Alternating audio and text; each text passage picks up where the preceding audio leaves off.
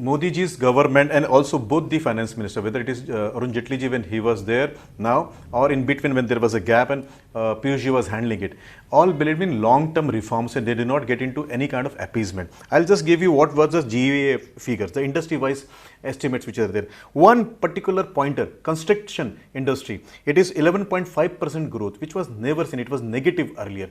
Now the road built-ups, the infrastructure built-up which has been there, the boost it will give to the entire economy, it is tremendous. If I just quote you the figures of the GDP, it will tell you how it is growing every quarter. Quarter 1, 5.6, quarter 2, 6.3, quarter 3, 7.0. Now this growth which is going up, this is even after demonetization, even after the GST, and as the GST reforms will go penetrate further and it will help the economy, I think it is going to boost up. What I see is not less than 7.4% growth, and coming back of Arun Jaitley ji will also further help it because he is a seasoned person, he has experience, and the 3 months which he was not there gave him some more time to think over it. So probably his coming back is going to add one more hand to the government, also one more thinking person to the government. So it's a welcome. Now if you see the average growth story, 2004 to 2014, China had 10.3%. Currently it is 6.9%.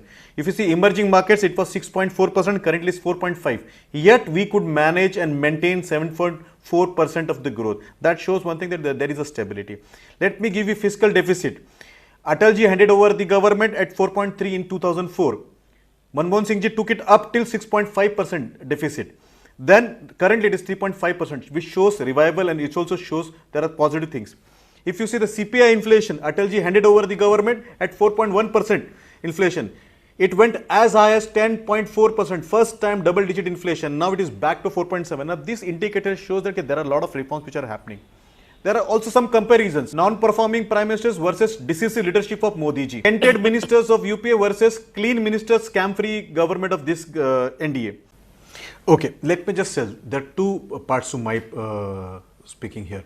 One part is what is going on in the last 4 years and what happened then in the EPA era. Now if you see, the taste of the pudding is in tasting it. Census all-time high, more than 38,400. If you see Nifty all-time high, 11,600. There are all these metrics and the agencies talking about, Morgan Stanley, maybe then CIA talking about, they are all positive about this. I see GST demonetization as best reform in the entire independent India.